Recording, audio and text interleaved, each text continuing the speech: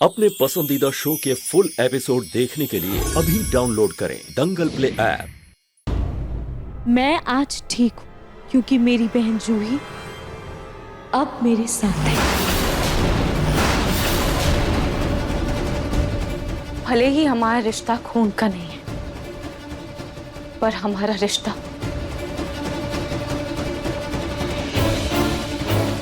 खून के रिश्ते से भी बढ़कर है, दिल का रिश्ता। और लाख नाराजगियों के बाद भी मेरी बहन मुझे तड़पता हुआ नहीं देख सकती।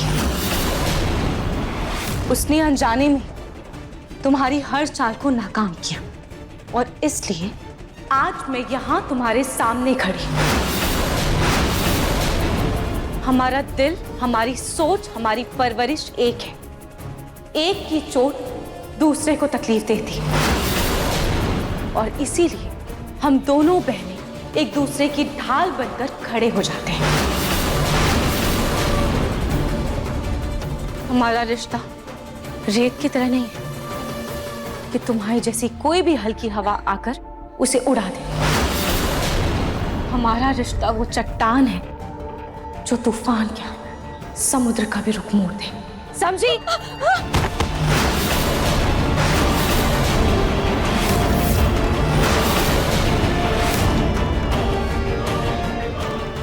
तुझे का शुक्र है कि उन्होंने मुझे तुम्हारे घटिया इरादों के बारे में पहले से ही आगाह कर दिया।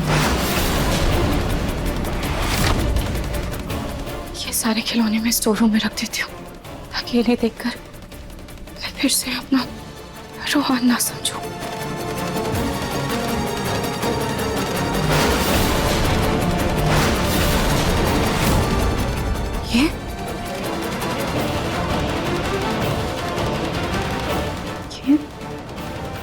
इतने सारे टेडी बियर्स ये कौन लेकर आया?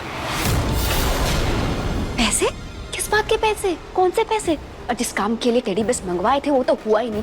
फूटी कौड़ी की उम्मीद मत रखना तुम। तुम्हारे सारे के सारे टेडी बियर्स मैं तुम्हें वापस कर दूंगी। रूली ने इतने सारे टेडी बियर्स क्यों मंगवाए? पता करना होगा।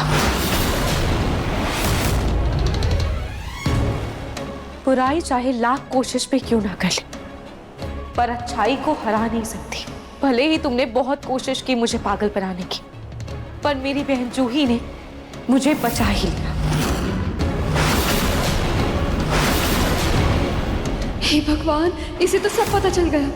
अब इससे लड़के कोई फायदा नहीं, पलट जाती हूँ।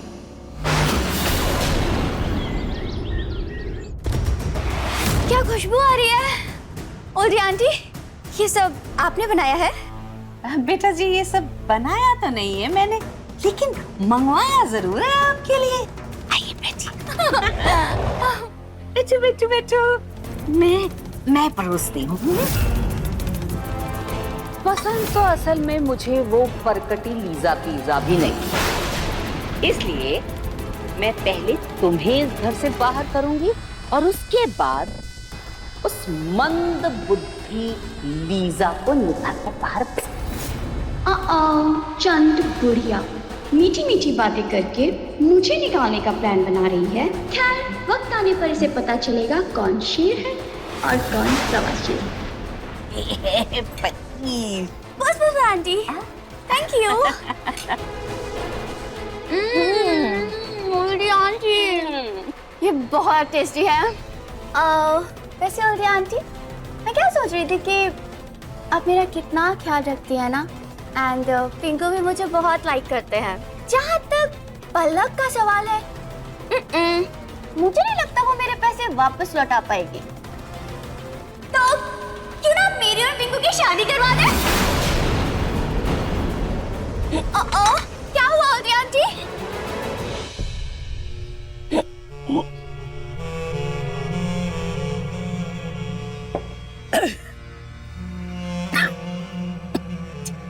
कुछ नहीं हुआ बेटा जी, शादी भी करवाएंगे ना बेटा जी, लेकिन उससे पहले आप पिंकू को जानती कितना है बेटा जी। अरे दोनों थोड़ा आपस में घूमो फिरो, शादी भी हो ही जाएगी। और ऐसे ऐसे थोड़ी कराएंगे, शादी तो बिल्कुल कराएंगे धूमधाम से। ओके आंटी, जैसे बोले। लाडेसा आ गया, लाडेसा। हे लाडेसा, बेटे पिंकू, देख ना, लीजा इंतजार कर रही है तेरे साथ नाश्ता करने के लिए। अच्छा बेटा, देखो आ गया पिंकू मेरा। इसका मतलब ये है कि ये भी तुम्हारे साथ नाश्ता करने के लिए कितना आतुर है, ललायत है। बैठो तो नाश्ता कर लो दोनों साथ में मिलकर। इतना कुछ बनाया है मैंने, है मतलब मंगवाया है मैंने, भूल गई थी मैं। ये लो चाउमीन। रोहित दीदी, आपको कुछ गलत फहमी हुई है। भला मैं आपको नुकसान क्यों पहुंचाना चाहूंगी? आप तो मेरी इकलौती बहन हो ना। आप नहीं जानती आपकी सलामती के लिए मैं कितने मंदिर गई, पूजा पाठ की, नंगे पांव परिक्रमा की, दान पुण्य किया। और अपने ये घड़ियाली आंसू ना अपने पास ही रखो। तुम्हारी बेशर्मी देखकर तो खुद बेशर्मी भी शर्मा जाए।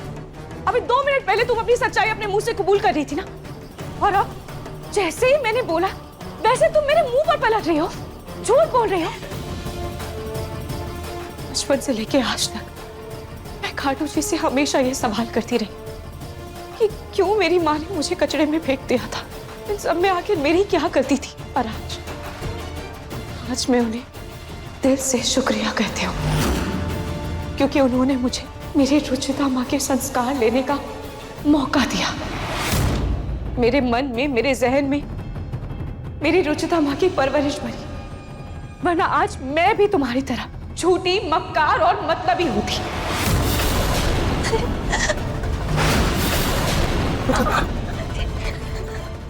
घटियापन का सबूत तो तुमने मेरी चुप्पी का घर बर्बाद करके दे दिया, और आज तुम्हारी मक्कारी और नालायकी का उदाहरण भी देख लिया मैंने।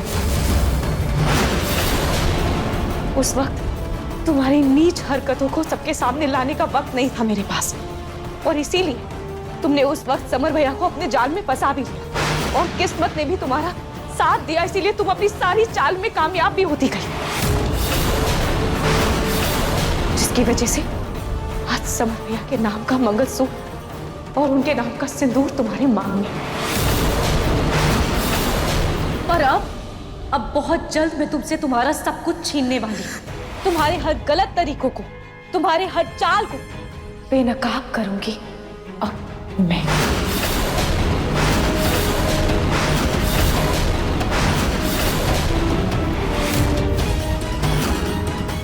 अरे चल, कुछ उखाड़ने की औकात नहीं है तेरी, समझी तू? सड़क पे भीख मांगने के लिए पैदा हुई थी। कहते हैं ना, अगर ऊपर वाला मेहरबान तो गधा भी पहलवान। हाथ में कटोरे की जगह सर पे महारानियों वाला ताज सज गया तो इतने तेवर आगे तेरे। तू अपनी सगी बहन को घर से निकालने की धमकी दे रही है, हाँ? तेरी शक्ल देखकर तो ना कोई चौल का गेट भी ना खोले। पता नहीं नहर पे कौन सा काला जादू कर कर इस घर की महारानी बनकर बैठी है तू। भाई अपने जैसे चेहरे को तो ना जिंदगी भर घूंघट में छुपा कर रखना चाहिए। फिर भी तू महारानी और मैं नौकरानी। हार में गया ऐसा इंसान और हार में गया ऐसा रिश्ता। मेरी किस्मत ने मेरे साथ धोखा किया, लेकिन मैंने भी धोखे से दूसरों की किस्मत को छीनना सीख लिया। तुम्हें बर्बाद करने के लिए मेरी ही बहन का घर मिला था, कहीं और जाकर अपना शिकार ढूंढती ना। अरे हट, जबरदस्ती करना पड़ा, वरना मुझे उस चूमू समझ में कोई इंटरेस्ट नहीं था। मेरी नजर तो तेरे पति पर थी। तेरे नसीब से उसे छीन कर ना अपने हाथ की लकीरों पर उसे बसाना चाहती थी। तेरा ताज अपने सर पर सजाना चाहती थी, लेकिन फिर पता नहीं कहां से वो झूठी और समर बीच में आ गई।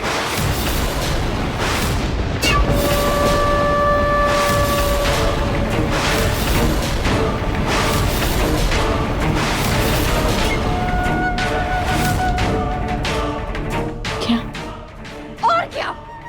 पता नहीं किस गधे ने उससे उस समर को भाग पिला दी और नाहर की जगह वो समर मेरे कमरे में आ गया।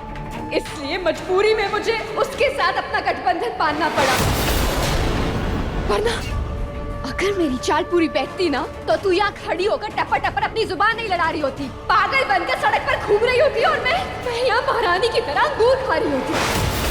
रोली